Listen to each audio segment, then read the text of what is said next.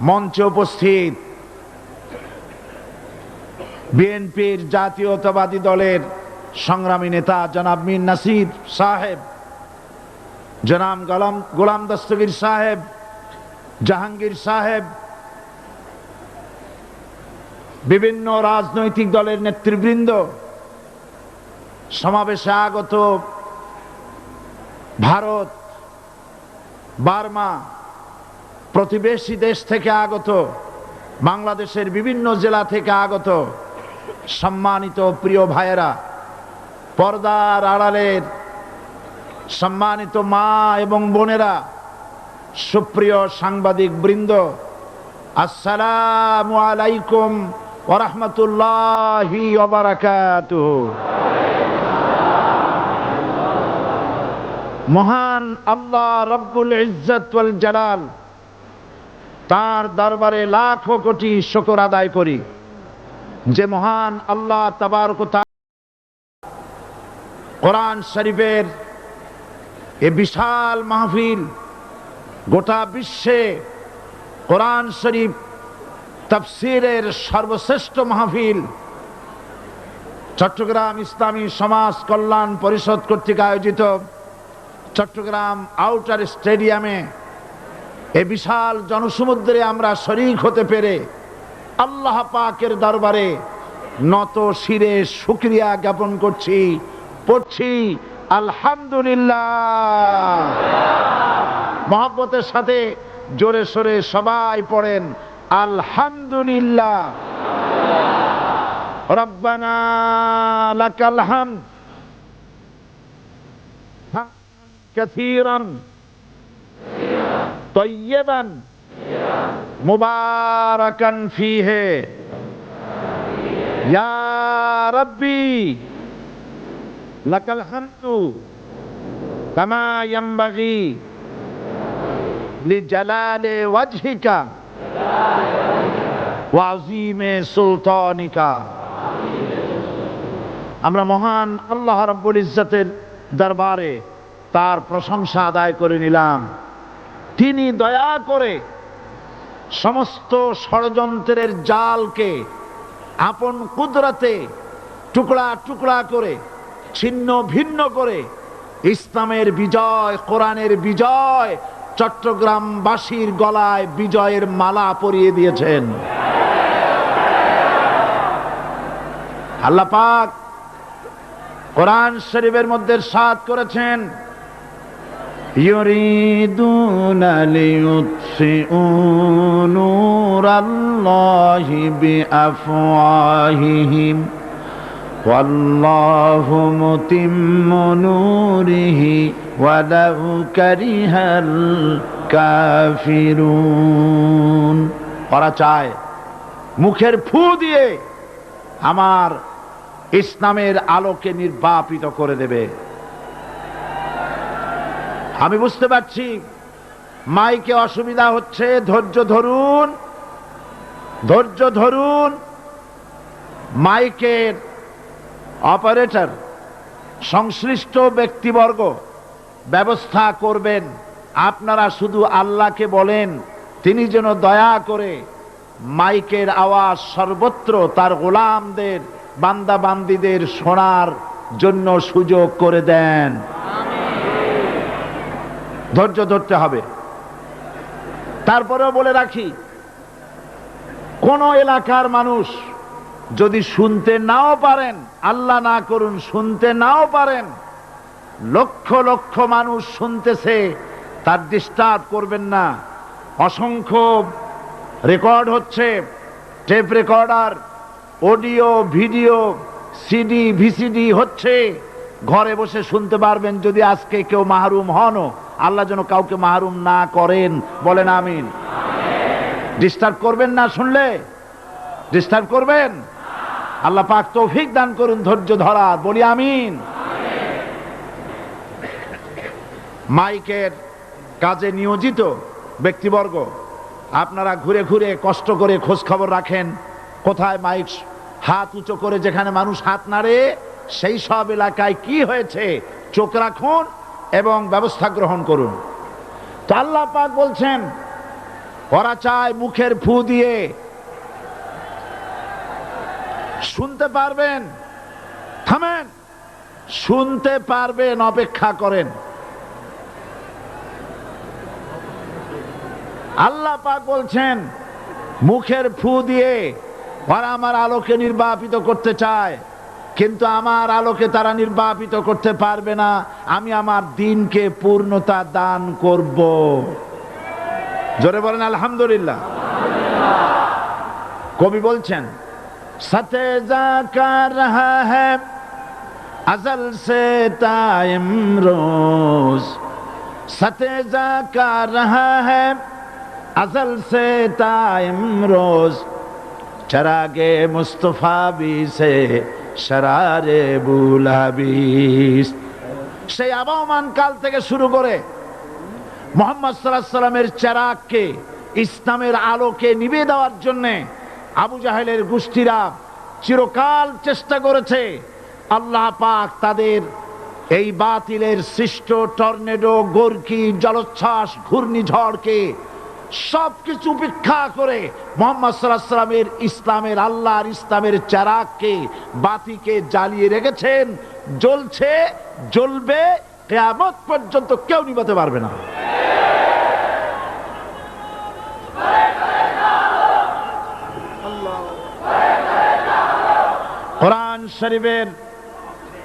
কোরআন শরীফের তাফসীর শুরু করার আগে প্রতিদিনের মতো সাংবাদিকদের জন্য কিছু কথা বলতে হয়, কারণ সময় মতো তারা খবর পৌঁছতে না পারলে, আপনারা এখানে লক্ষ লক্ষ আছেন মানুষ, কিন্তু সারা জাতি জানতে পারবে না এখানে কি হচ্ছে।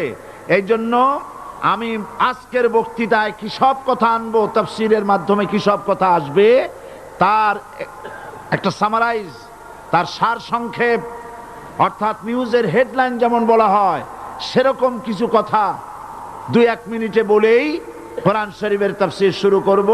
বেমাশিয়াতিল্লাহ, বিইজনিল্লাহ, বেফদলিল্লাহ। সেই কথাগুলি হচ্ছে এই পৃথিবীতে নবী রাসূলগণের আগমন ঘটেছিল, উদ্দেশ্য ছিল এই আল্লাহর জমিনে আল্লাহর মানুষের উপরে আল্লাহর বিধান কায়েম করা। এটাই ছিল নবীদের আগমনের উদ্দেশ্য। আর শয়তানের আগমনের উদ্দেশ্য ছিল আল্লাহর বিধানের পরিবর্তে ধর্ম নিরপেক্ষ মতবাদ কায়েম করা। এজন্যে পৃথিবীর কোন নবী, কোন রাসূল ধর্ম নিরপেক্ষ ছিলেন না, সবাই ছিলেন ধর্মের পক্ষে। রাসূলুল্লাহর অসংখ্য সাহাবীদের মধ্যে একজন সাহাবীও ধর্মের ব্যাপারে নিরপেক্ষ ছিলেন না। গোটা বিশ্বের সমস্ত মুহাদ্দিস, মুফাসসির এবং বড় বড় ওলামা, পীর বুজুর্গ, এমন একজন লোক পাওয়া যাবে না যিনি ধর্মনিরপেক্ষ মতবাদের অনুসারী ছিলেন। তাই ধর্মনিরপেক্ষ মতবাদের অনুসারী হওয়ার অর্থই হচ্ছে পবিত্র কোরআন হাদিসের সরাসরি অমান্য করা এবং আল্লাহ ও তার রাসূলের সাথে বিদ্রোহ ঘোষণা করার শামিল। ধর্মনিরপেক্ষ মতবাদ শয়তানের আবিষ্কৃত মতবাদ বলেই দুনিয়ার অধিকাংশ ইহুদি, খ্রিস্টান, মুশরিকরা এই মতবাদের অনুসারী। ইসলাম সম্পর্কে অনভিজ্ঞ পৃথিবীর কিছু কিছু মুসলিম দেশের কিছু কিছু নামধারী মুসলমান ধর্মনিরপেক্ষ মতবাদের ষড়যন্ত্রে পা দিয়েছে। আল্লাহ তাদেরকে রক্ষা করুন। আমরা বলি আমিন, সবাই বলি আমিন। বিশ্বের সমস্ত বিধানগুলোতে সেকুলারিজম, ধর্মনিরপেক্ষ মতবাদের অর্থ করা হয়েছে ধর্মহীনতা এবং ধর্ম বিরোধিতা। এর বাস্তব দৃষ্টান্ত আমরা দেখতে পাই বর্তমান যে সরকার আছে, তাই সেই সরকারের আমলের ভিতরে আমরা এই জিনিসটা দেখতে পাই। সত্য কিনা বলেন? সত্য কিনা বলুন? এই দলটির নাম ছিল আওয়ামী মুসলিম লীগ। এই দলটির নাম ছিল কি? আওয়ামী মুসলিম লীগ। তখন তারা নারায়ে তাকবীর, আল্লাহু আকবার ধ্বনি দিত, স্লোগান দিত, কিন্তু ধর্মনিরপেক্ষ মতবাদ দলীয় আদর্শ হিসাবে গ্রহণ করার কারণে নারায়ে তাকবীর, আল্লাহু আকবার এই স্লোগান তারা বর্জন করেছে। 1972 সনে যখন তারা ক্ষমতায় এলেন, তখন সংবিধানের শিরোনামে মুসলিম প্রথা সিদ্ধ বিসমিল্লাহির রহমানির রহিম তারা পরিত্যাগ করেছিল। সমস্ত বিশ্ববিদ্যালয়ের মনোগ্রাম থেকে ইকরা বিসমি রব্বিকাল্লাযী খালাক রব্বি জিদনি ইলমা এটাকে তারা বাদ দিয়েছিল। সলিমুল্লাহ মুসলিম হল এই নাম থেকে মুসলিম শব্দ বাদ দিয়েছিল। নজরুল ইসলাম কলেজের নাম থেকে ইসলাম শব্দ বাদ দিয়ে শুধু নজরুল কলেজ করেছিল। এগুলি অসত্য না সত্য? বর্তমান এই সরকার ধর্মনিরপেক্ষ হওয়ার কারণে ইসলাম এবং মুসলিম বিদ্বেষী তার অসংখ্য প্রমাণ এই জাতির কাছে রয়েছে। দেশের শ্রেষ্ঠ সন্তান হচ্ছে আলেম ওলামা পীর বুজুর্গ, বলেন সুবহানাল্লাহ। দেশের শ্রেষ্ঠ সন্তান পীর মাশায়েখ আলেম ওলামাদের বিরুদ্ধে কোন জায়গায় কোনো দুর্ঘটনা ঘটলেই তাদেরকেই দায়ী করা হয়। হরকুতুল জিহাদ, লাদেন বাহিনী, তালেবান নাম করে আলেমদেরকে গ্রেফতার করে এই সরকার পুলিশ দিয়ে নির্যাতন করেছে সরকার।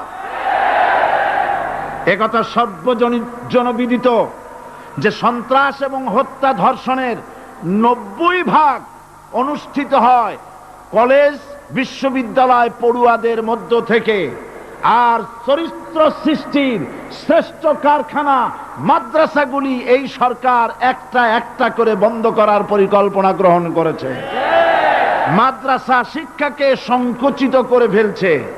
শুধু তাই নয়, দেশে অসংখ্য ভালো মন্দ পত্রিকা আছে, আরো রয়েছে ফুটপাতের অসংখ্য অশ্লীল ম্যাগাজিন, পর্ণ পত্রিকা। দেশের অধিকাংশ জাতীয় দৈনিকগুলো হিন্দুস্তানের টাকায় পরিচালিত এবং এগুলি হচ্ছে ইসলামের চরম বিদ্বেষী। সরকার সেগুলিরই পৃষ্ঠপোষকতা করছে, আর্থিক সাহায্য দিচ্ছে, বিজ্ঞাপন দিচ্ছে। আর অন্যদিকে এদেশের মুসলিম জাতিসত্তার প্রতীক স্বাধীনতা, সার্বভৌমত্ব, অখণ্ডত্বের অতন্ত্র প্রহরী, জননন্দিত 12 কোটি মুসলমানের কলিজার সাথে সম্পর্ক দৈনিক ইনকিলাব পত্রিকাকে বন্ধ করার ষড়যন্ত্র হিন্দুস্তানের গোলাম সরকার হাতে নিয়েছে।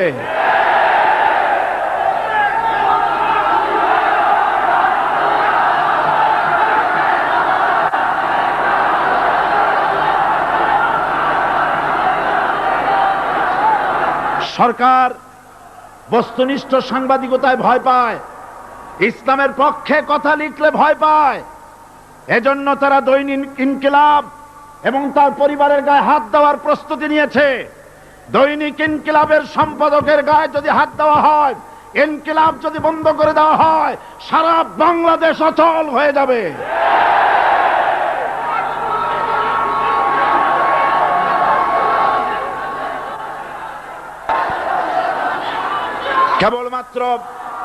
কেবলমাত্র ইসলামী রাষ্ট্র ব্যবস্থাই পারে হত্যা, ধর্ষণ, চুরি, ডাকাতি, জেনা, ব্যভিচার থেকে রক্ষা করে একটি সন্ত্রাসমুক্ত সমৃদ্ধ একটি বাংলাদেশ উপহার দিতে পারে কেবলমাত্র ইসলামী রাষ্ট্র ব্যবস্থা।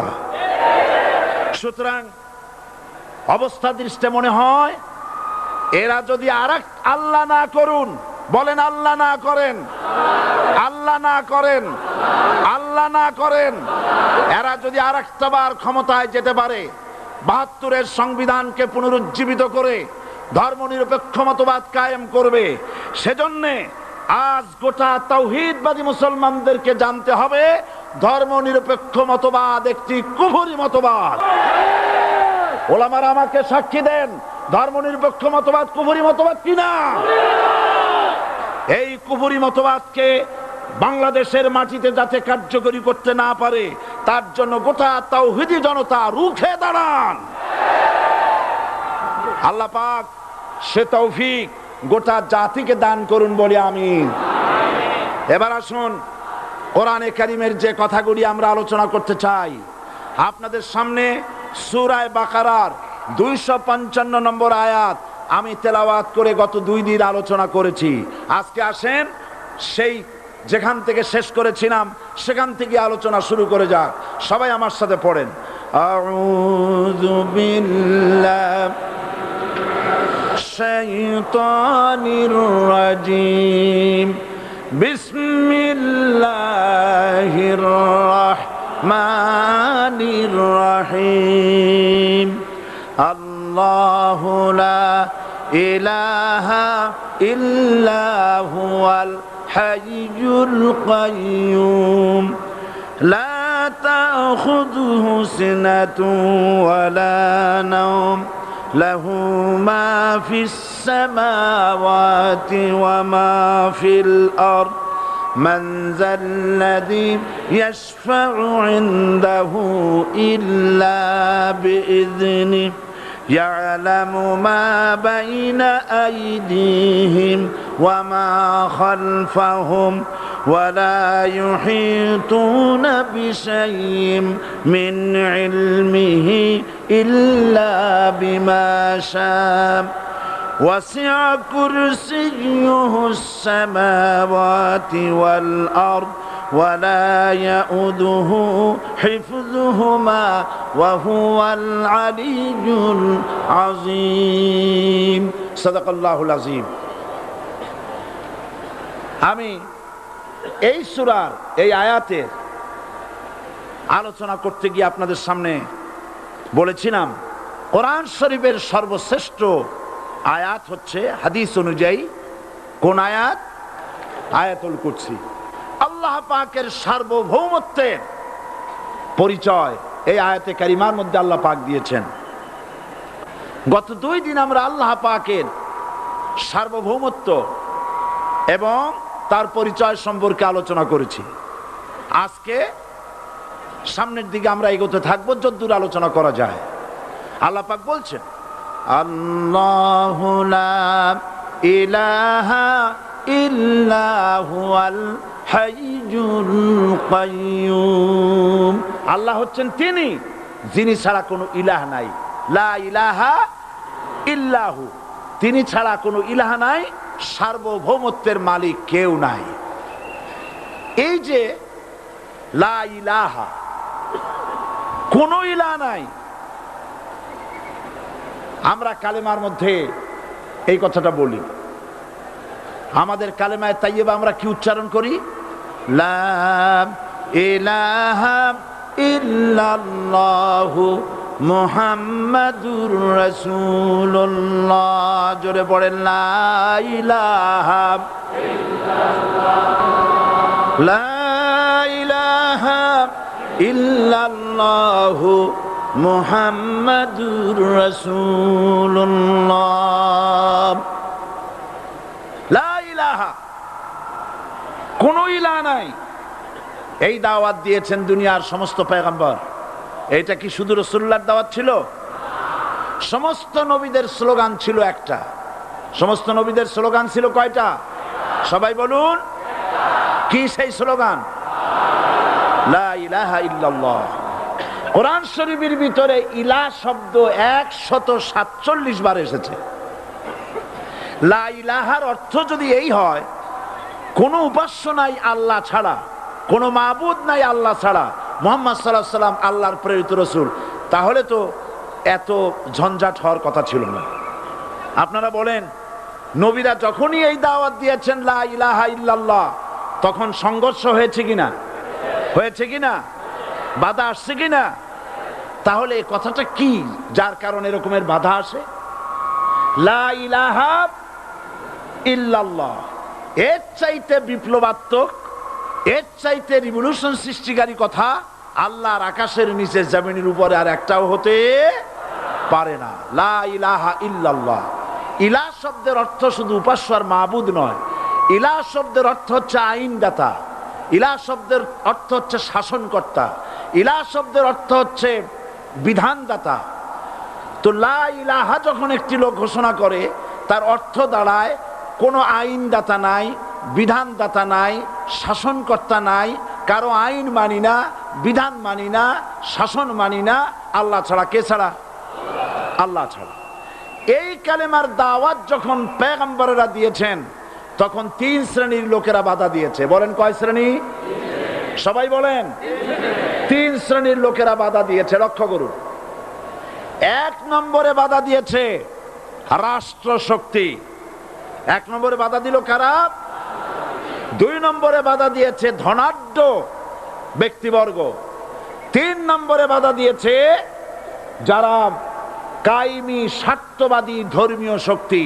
এই 3টি শ্রেণী সমস্ত নবীদেরকে বাধা দিয়েছে। সেই বাধা অতীতে যারা দিত এখন আর দেয় না, নাকি এখনো দেয়? দেখুন, এই কালেমার দাওয়াত হযরতে মূসা আলাইহিস সালামকে যেদিন আল্লাহ পাক প্রথম ওহী দিলেন, এই দাওয়াত শুধু রাসূল দেন নাই, আল্লাহ পাক বলছেন প্রত্যেক নবী তার জাতিকে এই দাওয়াত দিয়েছেন। কি? আল্লাহ রাব্বুল আলামিন বলেন সকল নবী তার কওমকেই বলে দাওয়াত দিয়েছেন, ইয়া কওমি ইবুদুল্লাহা মা লাকুম মিন ইলাহিন গায়রু। হে সম্প্রদায়, আল্লাহ ছাড়া কোনো ইলাহ নাই, তার ইবাদত করো, তারই দাসত্ব করো, তার গোলামি করো। আল্লাহ পাক মূসা আলাইহিস সালামকে যখন নবুয়াত দিলেন, প্রথম যে ওহী এলো, প্রথম ওহীটাই ছিল ইন্নানি আনাল্লাহ লা ইলাহা ইল্লা আনা ফা'বুদনি ওয়া আকিমিস সালাতা লিযিকরি। নিশ্চয়ই আমি আল্লাহ, আমি ছাড়া কোনো ইলাহ নাই, আইনদাতা নাই, বিধানদাতা নাই, সুতরাং আমার দাসত্ব করো এবং আমার শরণার্থে নামাজকে প্রতিষ্ঠা করো। মূসা আলাইহিস সালামকে আল্লাহ পাক ওহী দিয়ে তাকে পাঠালেন। কোথায় পাঠালেন? আল্লাহ পাক বলেন, ইযহাব ইলা ফিরআউনা ইন্নাহু তাগাব। গোটা কওম নাফরমান, আল্লাহর আইন কেউ মানছে না। গোটা কওমের কাছে না পাঠাইয়া আল্লাহ পাক সর্বপ্রথম মূসা আলাইহিস সালামকে দাওয়াত নিয়ে কার কাছে পাঠালেন? ফেরাউনের কাছে। কারণ ফেরাউন হচ্ছে রাষ্ট্রশাসক। ফেরাউন কি? রাষ্ট্রশাসক। টিলা, নিচের পানি পাহাড়ের উপরে যায় না, উপরের পানি না নিচের থেকে উপরে যায়, উপরে পানি নিচে আসে। সুতরাং দেশ যারা চালায় এই লোকগুলি যদি ভালো হয়, গোটা দেশ ভালো হয়। আর সমস্ত মানুষটা যদি, রাষ্ট্র যিনি পরিচালনা করেন, এই লোকগুলি যদি খারাপ হয়, গোটা দেশ খারাপ হতে বাধ্য। এই জন্য আল্লাহ পাক বলছেন সর্বপ্রথম তুমি ফেরাউনের কাছে যাও এবং এই কালেমার দাওয়াত দাও। হযরতে মূসা আলাইহিস সালাম ফেরাউনের কাছে গেলেন আর দাওয়াত দিলেন, ফেরাউন পড়ে নাও লা ইলাহা ইল্লাল্লাহ। একটি কথা আপনাদের মনে রাখতে হবে, দুনিয়ার কোন ফেরাউন, কোন নমরুদ, কোন সাদ্দাত, কোন হামান কেউ বলে নাই যে আমি আল্লাহ, আমি রাজ্জাক, আমি খালেক, আমি পৃথিবী সৃষ্টি করেছি। কথা কেউ বলেছে? কেউ বলে নাই। কি বলেছে তারা? ফেরাউন বলেছে মা আলিমতু লাকুম মিন ইলাহিন গায়রি, আমি তো জানি না আমি ছাড়া আরো কোনো ইলাহ আছে, এ কথা আমার জানা নাই, সুতরাং আমি হচ্ছি ইলাহ আর তুমি বলছো লা ইলাহা। তার মানে হচ্ছে ওই সময় পয়গম্বরেরা, আল্লাহর নবীর সাহাবীরা তারা জানতেন যে আমরা কিসের দাওয়াত দেই, আর যারা শুনতো তারাও বুঝতো কিসের দাওয়াত শুনতেছি। আজ আমার দেশে একই কালেমার দাওয়াত দেওয়া হয়, কিন্তু মানুষেরা বুঝতে পারে না কি শুনতেছি। ভাষা জানার ব্যাপারে, বোঝার ব্যাপারে হলো আসল বিষয়। এটা বুঝাতে গিয়ে আমি মাঝে মধ্যে একটা দৃষ্টান্ত দেই এভাবে। একজনের একটা রেশনের দোকান ছিল, সেই দোকানে তার একটা ময়না পাখি ছিল। আর ময়না পাখিকে কথা শেখানো যায় সেটা তো আপনারা জানেন।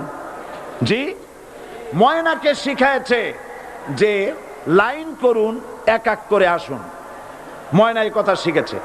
সকালবেলায় যখন রেশনের দোকানে ভিড় পড়ে গেছে, তখন ওই পাখি খাঁচার মধ্যে বসে বলছে লাইন করুন, এক এক করে আসুন। একদিন খাঁচার দরজা খোলা পেয়ে পাখি উড়ে গিয়ে গাছের ডালে বসেছে। আশেপাশে যত পাখি ছিল তারা চিন্তা করলো এই রকমের পাখি তো কখনো দেখি নাই। ময়না তো দেখতে কাকের মতো না, শালিকের মতো না, দেখতে একটা ভিন্ন রকম। ওরা এসে চতুর্দিক থেকে এই নবান্ত এই যে নতুন এসেছে ওরে ঠোকরানো শুরু করেছে চতুর্দিক থেকে। ঠোকরানি খেয়ে ময়না বলতেছে লাইন করুন, এক এক করে আসুন। এখন ময়না তো বোঝে না যে কি বলতেছি, আর যে পাখিরা ঠোকরাচ্ছে তারাও তো বোঝে না যে কি শুনতেছি। ময়না যদি বুঝতো যে আমি কি বলি, সবাই মিলে ঠোকরায়, তাই জান বাঁচে না। লাইন করে ঠোকরাইনি তো কলজে যাবে, সব ঠোঁটে ঠোঁটে চলে বোঝে নাই। আমাদের অবস্থা তাই হয়েছে। এই যে আপনারা এখানে দাঁড়ায়ছেন কেন? যারা যেখানে দাঁড়ায় বসা মানুষেরা অনুরোধ করে বসায় দেন। এত বড় বিশাল মাহফিলে আপনি দাঁড়ায়া কোন মানুষকে কষ্ট দিবেন না, জায়েজ নাই। মুসলমানদেরকে কষ্ট দেওয়া কবিরা গুনাহ। বুঝতে পেরেছেন? যে যেখানে দাঁড়িয়েছে আপনারা বসা মানুষেরা তাদেরকে বসায় দেন। এত বড় বিশাল মাহফিলে আপনি দাঁড়ায়া কোন মানুষকে কষ্ট দিবেন না, জায়েজ নাই। মুসলমানদেরকে কষ্ট দেওয়া কবিরা গুনাহ। বুঝতে পেরেছেন? যে যেখানে দাঁড়িয়েছে আপনারা বসা মানুষেরা তাদেরকে বসায় দেন। সুতরাং এই কালেমার দাওয়াত যখন হযরতে মুসা আলাইহিস সালাম দিলেন, ফেরাউন বলল আমি তো জানি না যে আমি ছাড়া আরো কোন ইলা আছে, আইনদাতা তো আমি, তুমি নতুন কোথা থেকে আইনদাতা নিয়ে আসছো? ফেরাউন বলছে দেখো, আমারে বাদ দিয়া যদি অন্য কাউকে ইলা বলে তুমি মানো, আর সেই শিক্ষা যদি যে জাতিকে দাও, তাহলে আমি তোমাকে ধরে লাআজআলান্নাকা মিনাল মাসজুনিন, আমি তোমাকে কারারুদ্ধ করব, আমি তোমাকে জেলখানায় ঢুকিয়ে দেব।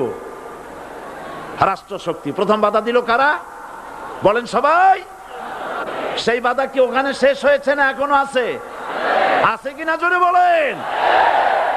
আমি তোমাকে জেলখানায় ঢুকাবো। হযরতে মুসা আলাইহিস সালাম বলেন ফেরাউন রে, জেলের ভয় আমি করি না, আমাকে জেলের ভয় দেখায়া লাভ নাই। আমি আল্লাহ পাকের পয়গম্বর হযরতে মুসা আলাইহিস সালাম। ফেরাউনের দলবল আছে, লোক লস্কর আছে, তার অস্ত্রের অভাব নাই। আল্লাহ রাব্বুল আলামিন মুসা আলাইহিস সালামের কাছে একটা অস্ত্র দিয়া দিলেন। দিছিলেন কিনা? দিছিলেন কিনা? আল্লাহ পাক হযরত মুসা কি বলেছেন? ওয়া মা তিলকা বিয়ামিনিকা ইয়া মুসা, মুসা রে তোমার হাতে ওটা কি? মুসা আলাইহিস সালাম বললেন এটা লাঠি। আল্লাহ পাক বললেন ফেলে দাও লাঠি। লাঠি ফালায় দিলেন। কি হয়ে গেল? হিয়া হাইয়াতুন তাসআ, লাঠি হয়ে গেল। এখন লাঠি পড়ে সাপ হয়ে গেল। সাপ দেখে নবী হোক, ওলি হোক, সাহাবী হোক আর আলেম হোক, সাপ দেখলে ভয় করে না মানুষের? মুসা আলাইহিস সালাম ভয় পাইছে। আল্লাহ রাব্বুল আলামিন হযরত মুসাকে শোনায় দিলেন, খুযহা ওয়া লা তাখাফ সানুঈদুহা সিরাতাহাল উলা,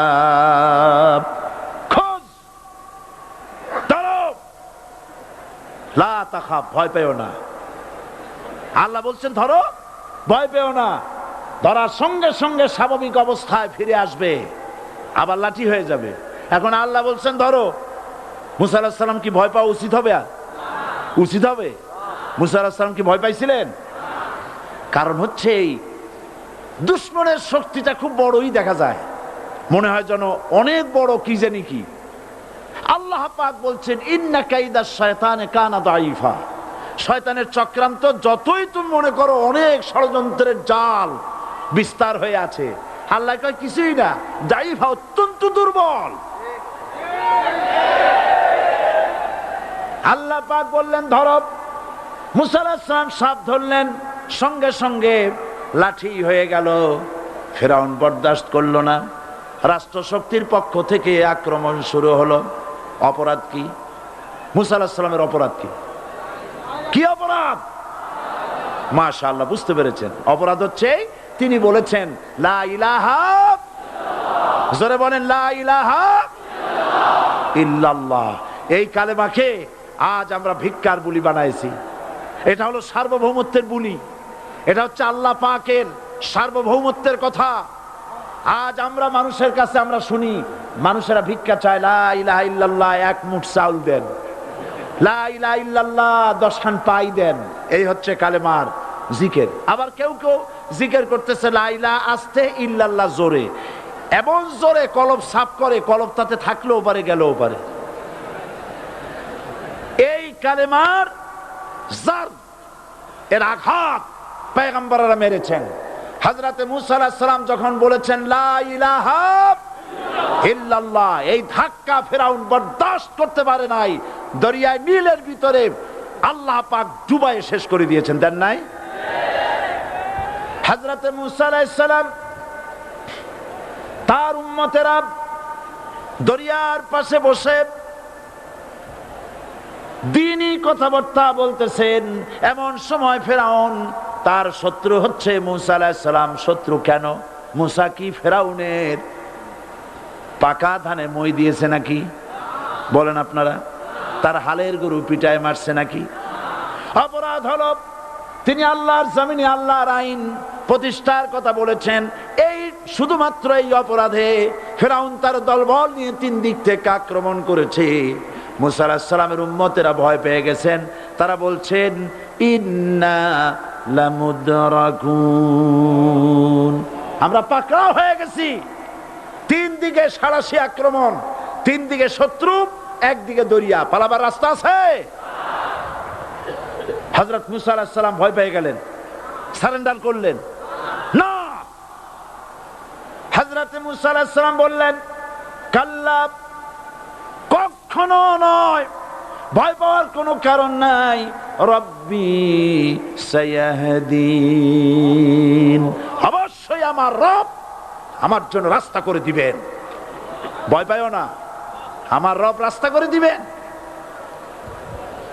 আল্লাহ রাব্বুল আলামিন হযরত মুসা আলাইহিস সালামকে অর্ডার করলেন, হাতের লাঠি দিয়া দরিয়ার উপরে আঘাত করো। হযরতে মুসা আলাইহিস সালাম দরিয়ার উপর আঘাত করলেন।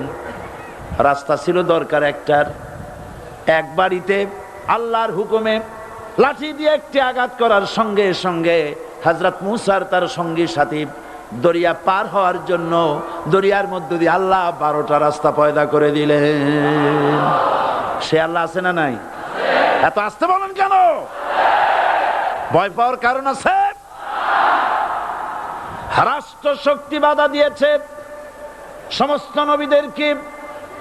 কেন? নবীদের চরিত্র খারাপ? জোরে বলেন, নবীদের চরিত্র খারাপ? নবীদের চাইতে মাসুম বেগুনাহ উন্নত চরিত্রের মানুষ আল্লাহর আকাশের নিচের জমিনের উপরে আর হয় নাই। তোমরা যে সব নেতাদের পিছনে দৌড়াও, অমুকের সৈনিক, নেতা নেতা করে মরো, এইসব নেতা যাদের পিছনে দৌড়াও, এই নেতাগুলি, আমি জিজ্ঞেস করি আপনাদেরকে, এই নেতাগুলি জীবনে একবারও জেনা করে নাই? এ ব্যাপারে অনুসারীরা আপনারা কি নিশ্চিত? মিথ্যা কথা জীবনেও কয় নাই, প্রতারণা করে নাই, ঠাট্টা করে নাই, বিদ্রুপ করে নাই, মদ খায় নাই, মানুষ হত্যা করে নাই। কিসের নেতা? নেতা হচ্ছেন সেই ব্যক্তি যিনি বলেছেন, ও আমার স্ত্রীরা, ও আমার সাহাবীরা, রাতের আধারে আমার মধ্যে যা আচরণ দেখতে পাও, দিনের আলোতে আমার মধ্যে যা দেখতে পাও, সবগুলি খুলে খুলে মানুষের কাছে বলে দাও।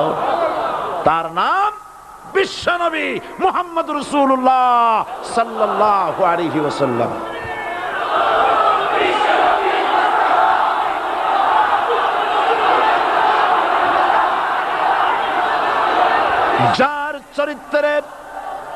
যার চরিত্রের সার্টিফিকেট আল্লাহ রাব্বুল আলামিন নিজে দিচ্ছেন, ওয়া ইন্নাকা লাআলা খুলুকিন আযীম। নবী হে, উন্নত চরিত্রের উপরে আপনি প্রতিষ্ঠিত। সুবহানাল্লাহ। কে সার্টিফিকেট দিচ্ছেন? আযীম, আজিম। আরবিতে চওড়াকে বলা হয় আরিদ, গভীরতাকে বলা হয় আমিক। কত প্রশস্ত, যা মাপার কোনো ফিতা নাই, কত গভীর, যা মাপার কোনো যন্ত্র নাই, এইটাকে আরবিতে বলা হয় আজিম। সুবহানাল্লাহ বলতে ইচ্ছে করে না? ও নবী, তোমার চরিত্র এমন যা মাপার মতো যন্ত্র পৃথিবীতে নাই। এই সার্টিফিকেট দিলেন কে? সমস্ত নবীরাই চরিত্রবান, নবীরা মাসুম, বেগুনাহ। সুবহানাল্লাহ বিহামদিহি। সেই নবীরা মার খান নাই? খেয়েছেন কিনা বলেন? কারা মেরেছে? রাষ্ট্র শক্তি। কারা মেরেছে? কারণ নবীরা বলেছেন লা ইলাহা ইল্লাল্লাহ। পড়েন সবাই, লা ইলাহা ইল্লাল্লাহ। আপনিও যদি নবীদের মতো, সাহাবীদের মতো বুঝা এই কলেমার দাওয়াত দেন, বাধা আসবেই। বোঝাবুঝির ব্যাপার, বুঝতেই সারলো। কত মাহফিল হয় বাংলাদেশে, হয় না? কোনো বাধা নাই, ঠিক কিনা? কত পূজা হয়, পার্বণ হয়, গান হয়, থিয়েটার হয়, গুনাগার বিবির গান হয়, কত কিছু হয়। কোনো বাধা আছে? তাফসীরের মাহফিলে বাধা। কারণ ওরা বুঝতে পেরেছে এ তাফসীরের মাহফিলে গাজীর গীত হয় না, এ তাফসীরের মাহফিলে আল্লাহর সার্বভৌমত্ব কায়েমের আন্দোলন চলে।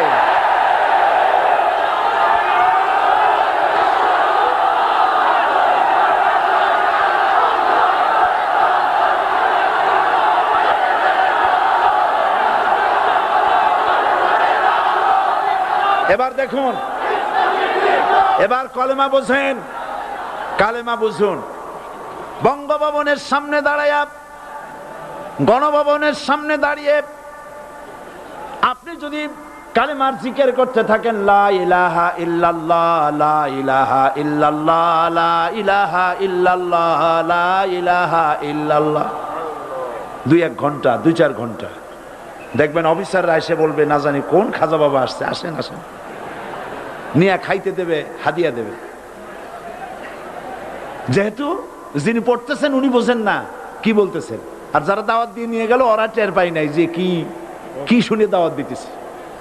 কিন্তু আপনি যদি বঙ্গভবন, গণভবন, সেক্রেটারিয়েট আর পার্লামেন্ট এর ভিতরে ঢুকে যদি বলেন, কোন মানুষের তৈরি করা আইন মানি না, কোন সরকারের সার্বভৌমত্ব স্বীকার করি না, কারো বিধান মানি না, কারো তৈরি করা আইনের সামনে মাথা নত করি না, আল্লাহ ছাড়া কারো বিধান মানি না, হাদিয়া আসবে, খাইতে দেবে, পকেটে টাকা দেবে, খাওয়াবে এক জায়গায় নিয়ে। কোন জায়গায়? লাল দালানে। বোঝাবুঝির ব্যাপার। পয়গম্বরেরা দাওয়াত দিয়েছেন আয়াতুল কুরসি, ফরজ নামাজ পড়িয়া দেখছি অনেকেই জামার বুতাম টুতাম খুলিয়া তারপরে জোরে একটা ফু দেন। অসুবিধা নাই, ফু আপনি দেন, কিন্তু কি পড়ে ফু দিচ্ছেন আপনি কি বুঝছেন কিছু? সুবহানাল্লাহ। বুঝলি কি এই চেহারা হয়? এতগুলো মানুষ লাগে নাকি বিপ্লব করতে, কালেমার রস কায়েম করতে? 313 জন মুসলমান যথেষ্ট পৃথিবীতে।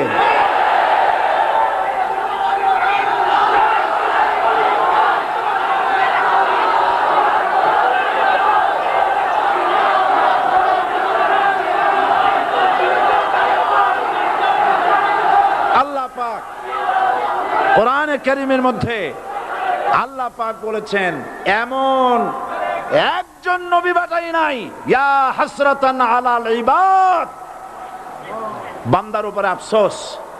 আহারে, কে বলতেছেন? আমার আল্লাহ। বলেন আমার আল্লাহ। তিনি আফসোস করছেন, আফসোস। একজন পয়গম্বর এমন পাঠাইলাম না, একজন রাসূল পাঠাইলাম না যার সাথে এরা ঠাট্টা করে নাই, বিদ্রুপ করে নাই, পাগল বলে নাই, মারে নাই। আহা, অপরাধ আল্লাহর সার্বভৌমত্ব প্রতিষ্ঠার অপরাধ। হযরত ইব্রাহিম আলাইহিস সালাম তিনি যখন এই কালেমার দাওয়াত দিয়েছেন নমরুদের বিরুদ্ধে, নমরুদ বলেছে মান আসাদ্দু মিন্না কুওয়া, আমার চাইতে শক্তিশালী আর কে আছে? আনা রব্বুকুমুল আলা, আমি তোমাদের বড় প্রভু। নাউজুবিল্লাহ। কই থেকে একটা তুমি বলছো লা ইলাহা ইল্লাল্লাহ, আমি তো ইলাহ। হযরত ইব্রাহিম আলাইহিস সালামকে কালেমার দাওয়াত পেশ করার অপরাধে অগ্নিকুণ্ডের ভিতরে ফালাবার ব্যবস্থা হয়ে গেছে। আল্লাহ পাক সব ঘটনা কোরআনে বলে দিয়েছেন কিনা বলেন? কেন বললেন এই সমস্ত কথা? এই জন্য বলেছেন ফেরাউন মরে যাবে, নমরুদ মরে যাবে, কিন্তু তাদের প্রেতাত্মারা যুগে যুগে তারা বেঁচে থাকবে। আগুনের ভিতরে ফালাবার ব্যবস্থা হয়েছে। আল্লাহ পাক বলে দিয়েছেন আমার রাস্তায় যদি চেষ্টা করো, জিহাদ করো, আমার সাহায্য তোমরা পাবে। ওয়া কানা হাক্কান আলাইনা নাসরুল মুমিনিন, মুমিনদেরকে সাহায্য করা আমি আল্লাহর জন্য ওয়াজিব। সুবহানাল্লাহ বলবেন না? আলহামদুলিল্লাহ বলবেন না? আমার জন্য ওয়াজিব মুমিনদেরকে সাহায্য করা। ইব্রাহিম আলাইহিস সালামকে আগুনে ফালানো হচ্ছে। হযরত জিবরাইল বলেন ইব্রাহিম তোমাকে আগুনের ভিতরে ফালানো হতেছে, আমার কাছে সাহায্য চাও, আমি তোমারে বাঁচায় দেব। হযরত ইব্রাহিম আলাইহিস সালাম তিনি বললেন জিবরাইল আমার পরীক্ষা চলতেছে, আমাকে ডিস্টার্ব করো না, আমি তোমার কাছে সাহায্য কেন চাইব? আমি তো এমন কোন অন্ধ আল্লাহর ইবাদত করি না যিনি তার বান্দার দুঃখ দুর্দশা নিজের চোখে না দেখেন। পরীক্ষা পাস করছে না? পাস করছেন কিনা? হযরত ইব্রাহিম বলেন শোনো জিবরাইল, আমি যদি আগুনের ভিতরে পড়ে যাই আর আগুনে পুড়ে যদি ভস্ম হয়ে যায়, আমার আল্লাহ যদি এতে খুশি হন, তাহলে আমি আমার রব্বুল আলামিনকে খুশি করার জন্য এভাবে 1000 বার পড়তে আমি রাজি আছি। ইব্রাহিম আলাইহিস সালাম আগুনের ভিতরে পড়ে গেলেন। আল্লাহ রাব্বুল আলামিন আগুনের প্রতি নোটিশ করে দিলেন ইয়া নারু কুনি বারদাও ওয়া সালামান আলা ইব্রাহিম, আগুন আমার ইব্রাহিমের জন্য শান্তিদায়ক ঠান্ডা হয়ে যা। ইব্রাহিম আলাইহিস সালাম জ্বলছেন, পুড়ে গেছেন। নমরুদ তার প্রাসাদের ছাদে বসে ইব্রাহিম আলাইহিস সালামের পোড়া দৃশ্য দেখে আনন্দ করবে, আগুনের দিকে তাকায় দেখে ইব্রাহিম আরামে বসে আছেন। পোড়া তো দূরের কথা, জামাও পড়ে নাই। ও ডাক দিয়া বলে রে আগুন, গোটা জাতি নিয়ে তোর পূজা করলাম, আমার দুশমন কেন জ্বালাইতে পারিস না? তোর জ্বালানো শক্তি কি নষ্ট হয়ে গেছে নাকি? আগুনের ভিতর থেকে আওয়াজ বেরিয়ে এলো নমরুদ, আমার ভিতরে দাহ্য শক্তি জ্বালানো শক্তি আছে কি নাই যদি প্রমাণ করতে চাও, টেস্ট করতে চাও, তুই নিজে আয়, তোরে সুদ্ধা তাম দুনিয়া জ্বালাই দিতে পারি, ইব্রাহিমের এক গাছা পশম জ্বালাইতে পারি না। বিশ্বকবি আল্লামা ইকবাল কি সুন্দর করে বলেছেন, আজ ভি হো জু ইব্রাহিম কা ইমা पैदा आग कर सकती है एक अंदाजे गुलिस्तां पैदा। ইব্রাহিমের ঈমান যদি আজও কোথাও হয় বিদ্যমান, করতে পারেন অগ্নিকুণ্ডে খুবসুরত এক গুলিস্তান। এখনো যদি ইব্রাহিমের সন্তানদেরকে আগুনের মধ্যে ফেলে দেওয়া হয়, আর ইব্রাহিম ঈমান যদি থাকে, আগুনকে ফুলের বাগান বানাবার ক্ষমতা আল্লাহর আছে। চিরকাল আল্লাহ পাক এই কালেমাকে দিয়েছেন আল্লাহর সার্বভৌমত্বকে প্রতিষ্ঠা করার জন্য। আয়াতুল কুরসি শুধু পড়ে বুকে ভু দেওয়ার জন্য নয়, পড়েন আমার সাথে, আল্লাহু লা ইলাহা ইল্লা হুয়াল হাইয়ুল কাইয়্যুম। দুনিয়ার সমস্ত পয়গম্বর অত্যাচারিত হলেন, শুধু তাই নয়, বিশ্ব নবী আখেরি জামানার পয়গম্বর নবী মুহাম্মদ রাসূলুল্লাহ সাল্লাল্লাহু আলাইহি ওয়াসাল্লাম জাতির কাছে আসলেন। তিনি এসে বললেন ইয়া আইয়ুহান নাস কুলু লা ইলাহা ইল্লাল্লাহ। প্রথম দাওয়াত, প্রথম দাওয়াত। শুনছেন কথা? রাসূলুল্লাহ বলছেন, ও জাতি, আমার রাসূল তো মক্কার রাসূল না শুধু, মদিনার রাসূল না শুধু, আরবি ভাষা ভাষীদের রাসূল না শুধু, আমার নবী কি নবী? চিল্লায় বলেন। তাই তিনি বলেছেন, ও বিশ্বের মানবতা, বিশ্বের মানব গোষ্ঠী, যদি মুক্তি পেতে চাও, নাজাত পেতে চাও, উচ্চারণ করো, বিশ্বাস করো, আমল করো, বলো লা ইলাহা ইল্লাল্লাহ। জোরে পড়েন, লা ইলাহা ইল্লাল্লাহ, লা ইলাহা ইল্লাল্লাহু মুহাম্মাদুর রাসূলুল্লাহ। আবু জাহেল বুঝছিল কলেমার অর্থ? কথা বলেন না কেন? আবু জাহেল বুঝছিল? উতবা, সাইবা, মুগিরার গোষ্ঠীরা বুঝছিল? বুঝেছে।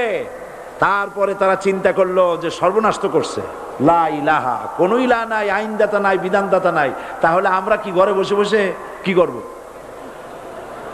উনি নতুন একজন ইলাহ নিয়ে আসছে, আল্লাহ ছাড়া কোন ইলাহ নাই, তাহলে আমাদের কাজটা কি? প্রথমে তারা চেষ্টা করলো যে একটু দেখি নরম নরম ভাবে হয় নাকি। চলে গেল আবু তালেবের কাছে, আসে না দিছে, বললো, আবু তালেব, তুমি তো কুরাইশদের নেতা, তোমার ভাইয়ের ছেলে কয়টাই কি? কি আশ্চর্যজনক কথা! লা ইলাহা ইল্লাল্লাহ, আল্লাহ ছাড়া কোনো ইলাহ নাই, তা আমরা করব কি? তোমার ভাতিজাকে বুঝাও লা ইলাহা ইল্লাল্লাহর দাওয়াত বন্ধ করে দিক, এর বিনিময়ে টাকা লাগে টাকা দেব, সোনা লাগে সোনা দেব, যত সুন্দরী মেয়ে চায় তাও দেব, নেতৃত্ব চায় তাও দেব, তবু যেন কালেমার দাওয়াত না দেয়। আসিনে কা হাদিসে আছে কিনা? নবীজি যখন বাড়ি ফিরলেন, চাচা আবু তালেব নিজের কলিজার টুকরা সন্তান হযরত জাফর আলীর চাইতে তিনি ভালোবাসতেন কলিজার মতো করে মুহাম্মদ সাল্লাল্লাহু আলাইহি সাল্লামকে। বলছে, বাবা, এমন কথা কেন বলো যাতে লোকেরা খেপে যায়? এই কথাগুলি বলো না, ওরা আমার কাছে এই সব প্রস্তাব দিয়ে গিয়েছে। রাসূলুল্লাহ প্রস্তাব শুনে এগ্রি করলেন? জি। আমার নবী বলেন, ও আমার চাচা আবু তালেব, প্রস্তাবকারীদেরকে শুনিয়ে দিন। হুজুরের সাথে তখন অনেক লোকজন নাকি? অনেক অস্ত্রপাতি? কিচ্ছু নাই, আল্লাহর শক্তি ছাড়া কিছুই না। আমার নবী বলেন, ও আমার চাচা আবু তালেব, প্রস্তাবকারীদেরকে শুনিয়ে দেন, যেটা দেওয়া সম্ভব সেটা তো দূরের কথা, যেটা দেওয়া সম্ভব নয় তাও যদি তারা দিতে পারে আমারে, যেমন আকাশের সূর্যটা ধরে এনে ওরা যদি আমার ডান হাতে তুলে দেয়, আকাশের পূর্ণিমার চাঁদটা ধরে যদি বাম হাতে আমার তুলে দেয়, এর বিনিময়ে এক মুহূর্তের জন্য তাওহীদের দাওয়াত আমি বন্ধ করে দেব না। সুবহানাল্লাহ।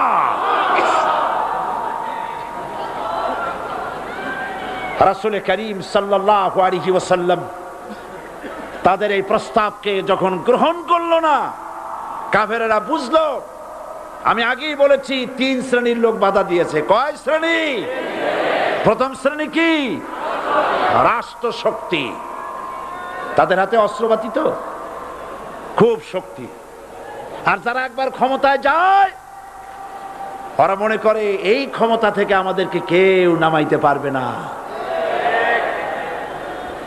বিংশ শতকের শ্রেষ্ঠ মুজাদ্দিদ আল্লামা সৈয়দ আবুদুল্লাহ মওদুদী রাহমাতুল্লাহ আলাইহি তিনি এক জায়গায় লিখেছেন, স্বৈরাচারীরা তার পতনের সমস্ত ছিদ্র বন্ধ করে, কিন্তু একটা ছিদ্র বন্ধ করতে পারে না, মনের ভুলে সে ছিদ্রটা থেকেই যায়, যেই ছিদ্র দিয়ে আসলে তার পতনটা হবে। ক্ষমতায় গিয়ে মনে করে চিরকাল ক্ষমতায় থাকবো। ভারতের প্রধানমন্ত্রী পণ্ডিত জওয়াহরলাল নেহেরু রাঁচি পাগলাগারদে গিয়েছেন, মেন্টাল হসপিটাল। পাগলেরা নেহেরুকে দেখে আশ্চর্য হয়ে গেছে, এত সুন্দর মানুষ, মাথায় কিস্তি টুপি, গায়ে শেরওয়ানি, মুসলমানি ড্রেসই আলাদা, যদিও তিনি হিন্দু ছিলেন, পরেছেন মুসলমানি ড্রেস। শেরওয়ানি কাদের পোশাক? কাদের পোশাক? হাতে ছড়ি নিয়ে হাঁটা, স্টাইল করে, সুন্দর পাজামা, সুন্দর টুপি, সুন্দর সাজসজ্জা করে, মুসলমানদের ড্রেস। এই ড্রেস পরে তিনি গিয়েছেন। সবসময় যে ড্রেস তিনি পরতেন, পাগলেরা জিজ্ঞেস করছে, তুমি কে গো? উনি বলছেন, আমারে চেনো নাই? আমি ভারতের প্রধানমন্ত্রী পণ্ডিত জওয়াহরলাল নেহেরু। পাগলেরা বলছে, ও সেই কথা। আমরাও যখন এই হসপিটালে আসছিলাম, এই তোমার মতো লম্বা লম্বা কথা আমরাও বলছি। থাকো আমাদের সাথে কিছুদিন, তোমার মাথাও ঠান্ডা হয়ে যাবে। ক্ষমতায় যারা থাকে, ক্ষমতার মোহে চতুর্দিকে অন্ধকার দেখে, মনে করে আমার পতন আর হবে না। কিন্তু তোমাকে বুঝিবে যে গোকুলে বাড়ি শেষে গাড়ির চাকা সব সময় উপরে থাকে না। গাড়ির চাকা সব সময় উপরে থাকলে গাড়ি তো চলবেই না। গাড়ির চাকা ঘোরে বলেই তো গাড়ি চলে। সুতরাং এই উপরে তোমার চাকা উপরে এখন আছে বলে, তোমার দলের চাকা উপরে আছে বলে যারা মানুষের উপরে জুলুম করছো, আলেমদেরকে ধরতেছো, মুসল্লিদেরকে ধরে ধরে জেলে ঢুকাচ্ছ, সময় আসবে এমন ইন্দুরের গর্ত পাবানা পালাবার জন্য।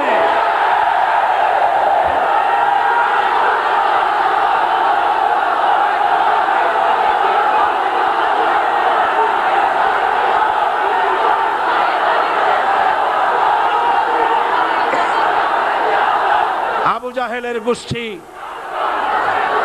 আবু জাহেলের গোষ্ঠী মনে করেছে সোজা আঙ্গুলে ঘি যখন উঠলো না, আঙ্গুল বাঁকা করতে হবে। শুরু হয়ে গেল অত্যাচার, শুরু হয়েছে না? হযরত সুমাইয়া রাদিয়াল্লাহু তাআলা আনহা কি নির্মম ভাবে, নিষ্ঠুর ভাবে তাকে শহীদ করা হলো। খাব্বাব, হুবাইব, হযরত খাব্বাব রাদিয়াল্লাহু তাআলা আনহুকে দেখে হযরত ওমর একদিন বলছিলেন, খাব্বাব তোমার পিঠে এত গর্ত কেন? এত গর্তওয়ালা পিঠ আর এত চিকুন কোমর আমি তো জীবনেও দেখিনি। হযরত খাব্বাব বলেছেন, ওমর জানো না, ইসলাম কবুল করার অপরাধে, কালেমা পড়ার অপরাধে কাফির বেঈমানেরা আমাকে মারধর করেছে। যখন আমি তাদের মারে কালেমা ছাড়ি নাই, তখন আগুন জ্বালায়া আগুনের আংটার উপরে, আংটা আগুনের উপরে আমাকে চিৎ করে শোয়ায়া, আমি যেন নড়াচড়া করতে না পারি সেজন্য আমার বুকের উপরে পাথর চাপা দিয়ে রেখেছে। আগুনে গোশত পুড়ে পুড়ে আগুন ভিতরে ঢুকেছে, গায়ের রক্ত আর চর্বি গলে গলে পড়ে আগুনগুলো নিভেছে। ওই পিঠে যে গর্ত হয়েছে আজও পর্যন্ত সেই গর্ত মিটে যায় নাই। হযরত খাব্বাব রাদিয়াল্লাহু তাআলা আনহু বলছেন, বুখারী শরীফে হাদিসে ভাবে এসেছে, ওয়ান খাব্বাব বিন আরিত রাদিয়াল্লাহু তাআলা আনহু আন্নাহু ক্বাল শাকাউনা ইলা রাসূলিল্লাহ সাল্লাল্লাহু আলাইহি ওয়াসাল্লাম ওয়া হুয়া মুতাওয়াসসাদুন বুরদাতুন লাহু ফি জিল্লিল কাবা। আমি গেলাম রাসূলুল্লাহর কাছে, যে দেখি হুজুর বাইতুল্লাহ শরীফের ছায়ায় আরাম ফরমাচ্ছেন। আমি কাছে গিয়া বললাম, আলা তাস্তানসিরু লানা আলা তাদউ লানা ইয়া রাসূলুল্লাহ, হে রাসূল আপনি কি আমাদের জন্য দোয়া করবেন না? আপনি কি আমাদের জন্য আল্লাহর কাছে সাহায্য প্রার্থনা করবেন না? মার খেয়ে খেয়ে তো শেষ হয়ে গেলাম। শুনতেছেন আপনারা? আল্লাহর নবী উঠে বসলেন, বললেন, খাব্বাব শোনো, তোমাদের আগে যারা এই পৃথিবীতে এসেছিলেন দ্বীনের দাওয়াত দেওয়ার জন্য, সমকালীন রাষ্ট্র শক্তি তাদেরকে ধরতো, ফায়ুখাজুর রাজুলু ফায়ুহফারু লাহু ফিল আরদ, তার জন্য তারে ধরে নিয়া মাটির মধ্যে গর্ত করত, ফায়ুজআলু ফিহা, এরপরে সেই গর্তের ভিতরে তাকে কোমর পর্যন্ত গেড়ে দিত।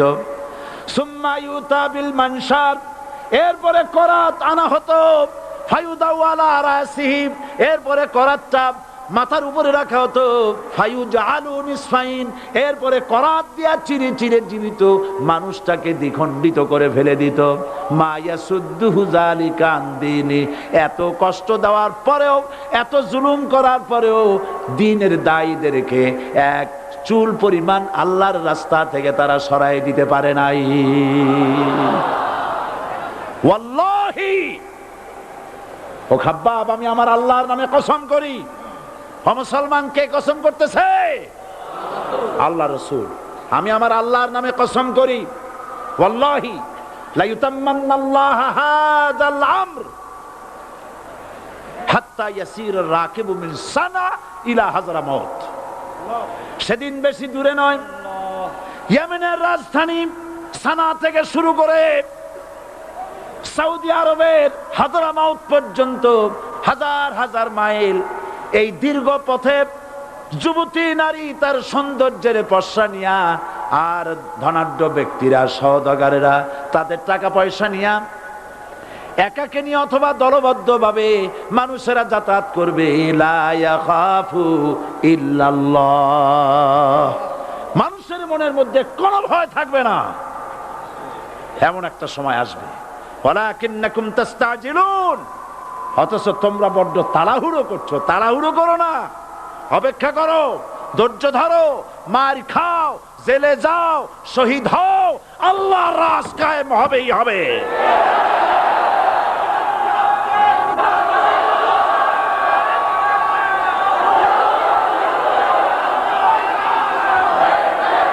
বিল্ডিং থেকে শিক্ষা গ্রহণ করুন, বিল্ডিং, ইমারত, দালান থেকে শিক্ষা গ্রহণ করুন। এই যেটা দালান আছে না পাশে, দেখতে পাচ্ছেন, এই দালান কি দিয়ে তৈরি করা হয়েছে বলেন?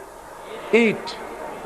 সমস্ত ইটেরা যদি ধর্মঘট করত, আমরা কেউ মাটির তলায় যাব না, কেউ আমরা আগুনে পুড়ে ঝামা হব না, পিক হব না, কেউ আমরা টুকরা টুকরা হব না, সবাই থাকবো উপরে উপরে, তাহলে কি দালান হইতো নাকি? এই বিল্ডিং নির্মাণ করতে গিয়া ইটের যে স্যাক্রিফাইস, হাজার হাজার ইটকে পিক হতে হয়েছে, পুড়ে যেতে হয়েছে, খোয়া হতে হয়েছে, ভেঙে টুকরা টুকরা হয়ে 50 ফিট মাটির নিচে যেতে হয়েছে, তারপরে ইমারত গঠন হয়েছে, সুন্দর দালান তৈরি হয়েছে। যারা ইসলামী শাসন চান, আল্লাহর দ্বীনকে বিজয়ী দেখতে চান, তাদেরকে অসংখ্য মানুষকে পোড়া ইটের মতো জেলখানায় পুড়ে পুড়ে মরতে হবে, অসংখ্য মানুষকে ফাঁসির কাস্টে ঝুলতে হবে, গায়ের রক্ত দিতে হবে, শহীদ হতে হবে, তারপরে ইসলামের ইমারতটা কায়েম হয়ে যাবে।